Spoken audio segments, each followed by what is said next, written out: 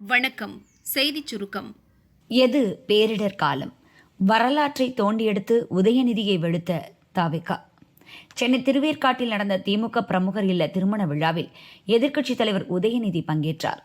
அப்போது அவர் பேசும்போது, தமிழகத்தில் நடப்பது அரசியல் பேரிடர், அதிலிருந்து தமிழகத்தை திமுக மீட்கும் என்றார். உதயநிதியின் இந்த பேச்சுக்கு தாவேகா ஐடி விங் பதிலடி கொடுத்துள்ளது. அண்ணாதுரை உருவாக்கிய கட்சியை, அவரது குடும்பத்தை கூட ஒதுக்கி தள்ளிவிட்டு ஐம்பெரும் தலைவர்கள் வரிசையில் கூட இடம்பெற்றிராத ஒரு குடும்பம் மட்டுமே கைப்பற்றியதே, அதுதான் தமிழக அரசியலுக்கு ஏற்பட்ட பேரிடர் காலம். அண்ணாதுரைக்கு பிறகு கருணாநிதியை முதல்வராகவும் தலைவராகவும் ஆக்க பேருதவியாக இருந்த எம்ஜிஆரை நன்றி விசுவாசமின்றி தூக்கி வீசிய ஒரு குடும்பத்தால் உருவானதுதான் தமிழக அரசியலுக்கு ஏற்பட்ட பேரிடர் காலம். திருட்டு மாடல் திமுகவின் ஆட்சி காலம் முழுவதும் தமிழகத்துக்கும் தமிழக மக்களுக்கும் ஏற்பட்டதுதான் பேரிடர் காலம். ஆட்சி அதிகாரத்தை வைத்து கொள்ளையடித்த தீய சக்தி திமுகவுக்கு அரசியலில் கொள்ளையடிக்க இயலாத நிலையை உண்டாக்கிய தாவேகாவின் வருகைதான் அரசியல் பேரிடர் காலம். லஞ்சம் ஊழலற்ற நிர்வாகத்தை உருவாக்கி வரும் முதல்வர் விஜய் தலைமையிலான மனசாட்சி உள்ள மக்களாட்சிதான் தீய சக்தி திமுகவுக்கான அரசியல் பேரிடர் காலம். அடித்த கொள்ளையால் அகப்பட்டு தலைமறைவாகவும் வெளிநாட்டு மருத்துவமனைகளிலும் பதுங்கி திரியும் திமுகவின் முன்னாள் அமைச்சர்களுக்கும் தான் இது அரசியல் பேரிடர் காலம். திமுக முன்னாள் அமைச்சர்கள் சிக்கினால் முக்கிய குடும்பமும் சிக்கி திக்கி திணறுமோ என்பதுதான் தீய சக்தி திமுகவுக்கான அரசியல் பேரிடர் காலம். இப்படி தீய சக்தி திமுகவால் தமிழக அரசியலுக்கும் தமிழக மக்களுக்கும் பேரிடர் காலம் ஏற்பட்டதும் உண்மை. ஆட்சியில் இருந்தபோது அடித்த கொள்ளைகளால் திமுகவுக்கும் இப்போது பேரிடர் காலம் ஏற்பட்டு இருக்கிறது என்பதும் உண்மை. ஆனால் எங்கள் வெற்றி தலைவர் தலைமையிலான மனசாட்சி உள்ள மக்களாட்சியின் காரணமாக தீய சக்தி திமுகவில் ஏற்பட்ட பேரிடர் விலகி தமிழக மக்களுக்கு பெருமகிழ்ச்சி ஏற்பட்டுள்ள காலம் இது என தாவேகா தெரிவித்துள்ளது. நடையை கட்டும் கட்சியினர், உதயநிதி வருத்தம். திருவேற்காட்டில் திமுக பிரமுகர் துறைமுகம் காஜா இல்ல திருமண விழா நடந்தது. எதிர்க்கட்சித் தலைவர் உதயநிதி, நாம் தமிழர் கட்சி ஒருங்கிணைப்பாளர் சீமான் கைகுலுக்கி பரஸ்பரம் நலம் விசாரித்து சிரித்து பேசிக் கொண்டனர்.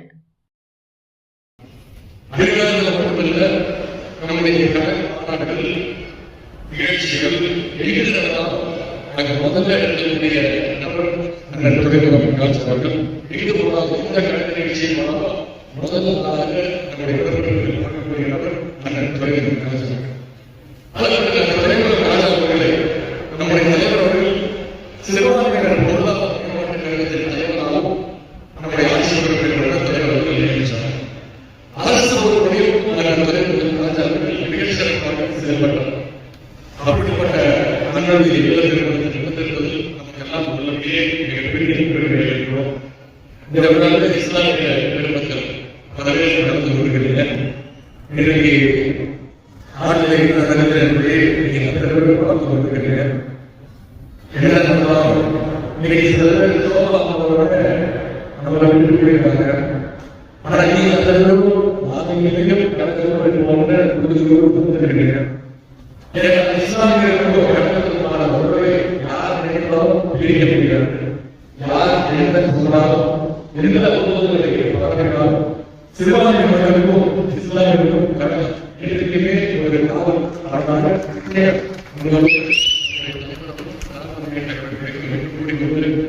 இப்பொழுது ஏற்படுத்தக்கூடிய இந்த அரசியல் பேரத்தை நம்முடைய தமிழ்நாட்டில் நம்முடைய நம்முடைய தலைவர்களும் நிச்சயம் உங்களுக்காக ஆகவும் அதை மீண்டும் என்று கூறி மீண்டும் அத்தனை பேர் சார்பாக என்னுடைய வாழ்த்துக்களை குறிப்பிட்டிருக்கிறேன். நன்றி, வணக்கம்.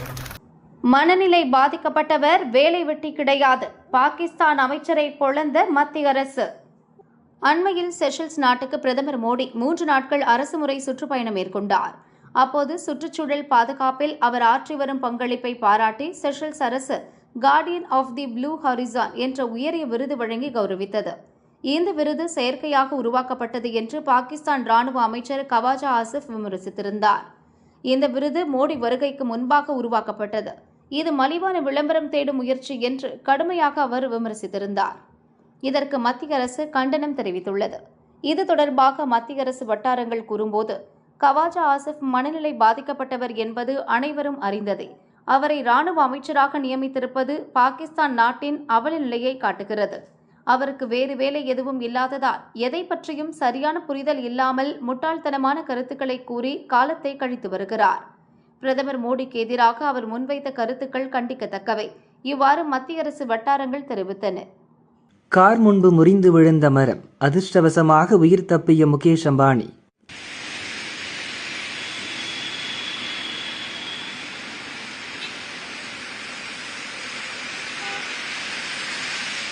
மும்பையில் தொடர் கனமழையால் மக்களின் இயல்பு வாழ்க்கை பெரிதும் பாதிக்கப்பட்டிருக்கிறது.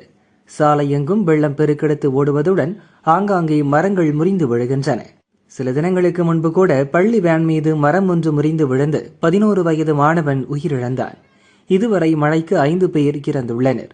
மும்பைக்கு ரெட் அலர்ட் விடுக்கப்பட்டுள்ளது. அவசிய தேவையின்றி வீட்டை விட்டு வெளியே வர வேண்டாம் என்று மும்பை மக்களுக்கு மாநகராட்சி அறிவுறுத்தியுள்ளது. இந்த சூழலில் பாலிவுட்டின் முன்னணி நடிகர் அமீர் கான் தனது நீண்ட நாள் காதலியான கௌரி ஸ்பாட்டை வீட்டிலேயே எளிய முறையில் திருமணம் செய்து கொண்டார். இந்த நிகழ்ச்சியில் கலந்து கொள்வதற்காக தொழிலதிபர் முகேஷ் அம்பானி குடும்பத்துடன் காரில் சென்று கொண்டிருந்தார். பாந்த்ரா பகுதியில் சென்றபோது அவரது பாதுகாப்பு வாகனத்தின் முன்பாக திடீரென மரம் ஒன்று முறிந்து விழுந்தது.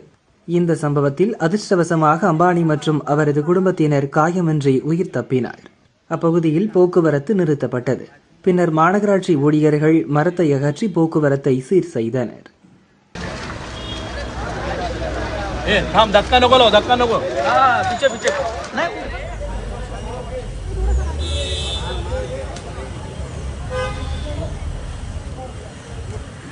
இப்போ வாங்க, தைரியம் இருந்தால் பாரதிய ஜனதாவில் சேர்ந்து என்னோடு மோதுங்க. மேற்கு வங்கத்தில் முன்னாள் முதல்வர் மம்தாவின் திரிணாமுல் காங்கிரஸ் கட்சி மிக மோசமான பிளவை சந்தித்து வருகிறது. கட்சியில் மொத்தமுள்ள 80 எம்எல்ஏக்களில் 58 பேர் ரிதா பிரதாப் பானர்ஜி தலைமையிலான அதிருப்தி குழுவில் இணைந்துள்ளனர். இந்த அதிருப்தி குழுவினரை சட்டசபையின் முதன்மை எதிர்க்கட்சியாக சபாநாயகர் ஏற்கனவே அங்கீகரித்துள்ளார். இவர்கள் கட்சி அலுவலகத்தையும் தங்கள் கட்டுப்பாட்டுக்குள் கொண்டு வந்துள்ளனர். தற்போது இந்த அதிருப்தி குழு திரிணாமுல் காங்கிரசின் அதிகாரப்பூர்வ சின்னத்தை பெற தேர்தல் ஆணையத்தையும் அணுகியுள்ளது. இந்த நிலையில் மேற்கு வங்கத்தின் திரிணாமுல் காங்கிரஸ் மாநில தலைவராக இருந்த சந்திரா முகர்ஜி தனது பதவியை திடீரென ராஜினாமா செய்துள்ளார். கடந்த ஜூன் 3ஆம் தேதிதான் இவர் மாநில தலைவராக நியமிக்கப்பட்டார். பதவியேற்ற ஒரே மாதத்தில் இவர் தனது பதவியை துறந்துள்ளது மம்தாவுக்கு மிகப்பெரிய அரசியல் பின்னடைவாக பார்க்கப்படுகிறது. மம்தாவின் தீவிர விசுவாசியாக அறியப்பட்ட சந்திரா முகர்ஜி தனது ராஜினாமா குறித்து பேசுகையில் மம்தா மீதான தனது வேதனையை வெளிப்படுத்தியுள்ளார். கட்சி அலுவலகத்தில் வைத்து மம்தா என்னிடம் நடந்து கொண்ட விதம் எனக்கு மிகுந்த மனவேதனையை அளித்துள்ளது.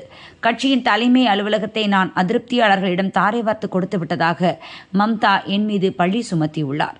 இது என்னை ஆழமாக காயப்படுத்தியதாலேயே இந்த முடிவை எடுத்தேன் என அவர் கூறியுள்ளார்.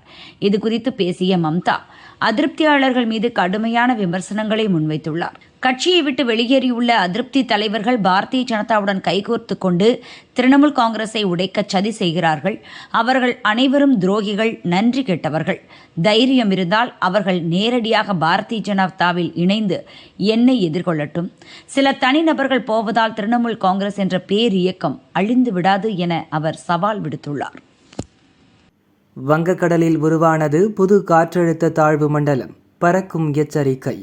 ஒரிசா மேற்கு வங்க கடலோர பகுதிகளில் நிலவிய ஆழ்ந்த காற்றழுத்த தாழ்வு பகுதி தற்போது காற்றழுத்த தாழ்வு மண்டலமாக மாறியுள்ளது. இது ஒரிசாவின் பாலசோருக்கு தென்கிழக்கே 50 கிலோமீட்டர் தொலைவிலும் மேற்கு வங்கத்தின் டிகா பகுதிக்கு தென்கிழக்கே 60 கிலோமீட்டர் தொலைவிலும் மையம் கொண்டுள்ளது. இந்த காற்றழுத்த தாழ்வு மண்டலம் அடுத்த 24 மணி நேரத்தில் வடக்கு ஒரிசா கடலோர பகுதியில் கரையை கடக்கக்கூடும் என்று கணிக்கப்பட்டுள்ளது. அதன் பிறகு இது வடக்கு ஒரிசா மற்றும் வடக்கு சத்தீஸ்கர் பகுதிகளை நோக்கி நகர்ந்து செல்லும். இதனால் அந்த மாநிலங்களில் மிக கடுமையான மழை பெய்யலாம் என இந்திய வானிலை மையம் கணித்துள்ளது. வங்கக்கடலில் புயல் சின்னம் உருவானதால் தமிழகத்தில் நிலவும் மேற்கு திசை காற்று வலுப்பெற்றுள்ளது. தமிழகத்தில் வரும் ஜூலை 11 வரை பெரும்பாலான இடங்களில் லேசானது முதல் மிதமான மழை பெய்ய வாய்ப்புள்ளது. நீலகிரி மற்றும் கோவை மாவட்டங்களின் மலைப்பகுதிகளில் இடியுடன் கூடிய கனமழை பெய்யக்கூடும் என தெரிவிக்கப்பட்டுள்ளது. வங்கக்கடல் மற்றும் அரபிக்கடல் பகுதிகளில் மணிக்கு 65 கிலோமீட்டர் வேகம் வரை பலத்த காற்று வீசக்கூடும். அலைகள் சீற்றத்துடன் காணப்படும். மீனவர்கள் மீன்பிடிக்க செல்ல வேண்டாம் என்று வானிலை ஆய்வு மையம் எச்சரித்துள்ளது. கொட்டும் பேய் மழை, தவிக்கும் மும்பை. மும்பையில் இம்மாத தொடக்கத்தில் இருந்து பரவலாக மழை பெய்து வருகிறது. நேற்று முதல் 2 நாட்களுக்கு நகருக்கு மிக பலத்த மழைக்கான ரெட் அலர்ட் விடுக்கப்பட்டுள்ளது. மும்பையில் இடைவிடாமல் கொட்டி தீர்த்த கனமழை காரணமாக நகரம் வெள்ளக்காடாகி உள்ளது. 12 மணி நேரத்தில் அங்கு 20 சென்டிமீட்டர் மழை பதிவானது. மக்களின் இயல்பு வாழ்க்கை முடங்கி பொது போக்குவரத்தும் முடங்கியுள்ளது. ரயில் நிலையங்களில் குளம் போல் நீர் தேங்கி கிடக்கிறது. சூறைக்காற்று வீசுவதால் பல இடங்களில் மரங்கள் சாய்ந்துள்ளன. மீட்பு நிவாரண பணி என அதிகாரிகள் ஊழியர்கள் 10,000 பேர் நிலைமையை சரி செய்ய களமிறக்கப்பட்டுள்ளனர்.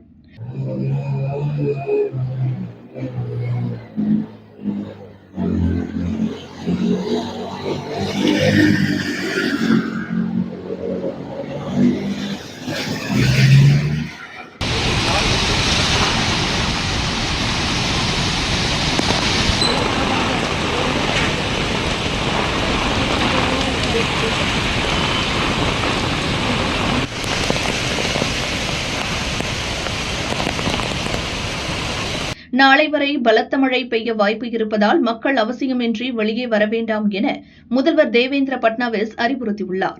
மும்பை, தானே, பால்கர் மாவட்டங்களுக்கு ரெட் அலர்ட் எச்சரிக்கை விடுக்கப்பட்டுள்ளது. சில பகுதிகளில் அடுத்த 3 நாட்களில் 50 சென்டிமீட்டர் வரை அதி கனமழை பதிவாக வாய்ப்பு உள்ளதாகவும் இந்திய வானிலை ஆய்வு மையம் தெரிவித்துள்ளது. அதிகாலையில் கோர சம்பவம், சிதறி விழுந்த தொழிலாளர்கள்.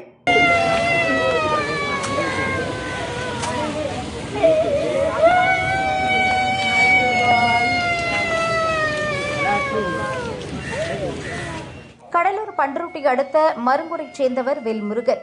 இவர் தனது டிராக்டரில் முந்திரி விறகு ஏற்றிக்கொண்டு குறிஞ்சிப்பாடி வெங்கடாம்பேட்டை ரோட்டில் சென்றார். அதே திசையில் நாற்று நடும் பணிக்காக கூலி தொழிலாளர் மினி வேனில் வந்தனர்.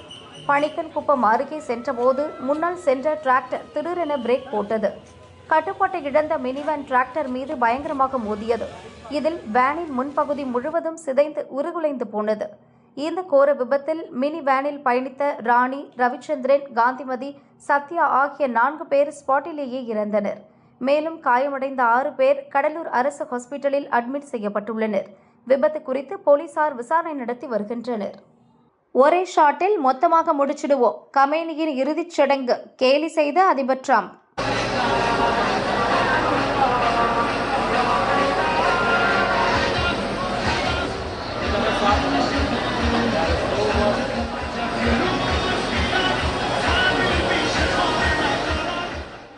ஈரானை 36 ஆண்டுகள் ஆட்சி செய்த உச்ச தலைவர் அயதுல்லா அலி கமேனி கடந்த பிப்ரவரி 28இல் அமெரிக்கா இஸ்ரேல் தாக்குதலில் கொல்லப்பட்டார். தொடர்ந்து போர் நடைபெற்று வந்ததால் 4 மாதங்களுக்கு பிறகு கமேனியின் இறுதிச் சடங்கு தற்பொழுது நடைபெற்று வருகிறது.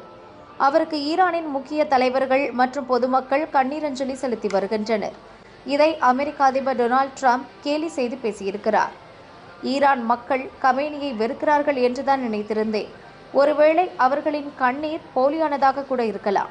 கமேனியின் இறுதிச் சடங்குக்காக ஈரான் தலைவர்கள் அனைவரும் ஒரே இடத்தில் கூடியிருக்கிறார்கள். நாங்கள் நினைத்தால் ஒரே ஷாட்டில் அவர்கள் அனைவரையும் காலி செய்துவிட முடியும். ஆனால் அதை நாங்கள் செய்யப்போவது இல்லை. ஏனென்றால் அவர்கள் அழிந்துவிட்டால் அதன் பிறகு பேச்சுவார்த்தை நடத்த யாரும் இருக்க மாட்டார்கள். நாங்கள் நல்லவர்கள் என்பதால் அவர்களுக்கு 1 வாரம் லீவு கொடுத்து இருக்கிறோம். இறுதிச் சடங்கு முடியும் வரை இருதரப்பினரும் ஒருவரை ஒருவர் தாக்கிக் கொள்ள மாட்டார்கள் என்று அமெரிக்க அதிபர் டிரம்ப் கூறியிருக்கிறார். அதிபர் டிரம்பின் ஆணவ பேச்சுக்கு அர்மீனியா நாட்டின் ஈரான் தூதரகம் பதிலடி கொடுத்துள்ளது. மனிதர்களைத்தான் உங்களால் கொல்ல முடியும், கொள்கைகளை கொல்ல முடியாது. கமேனியை கொன்றுவிட்டதாக நீங்கள் நினைக்கலாம்.